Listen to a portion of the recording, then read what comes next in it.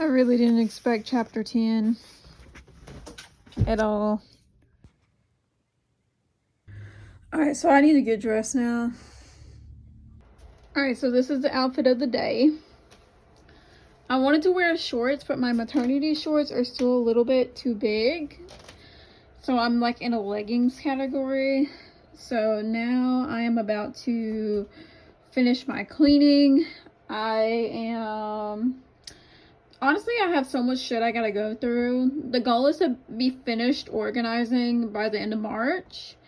And then I try to get my cleaning stuff done before, organizing the house for the baby before March, spring cleaning day.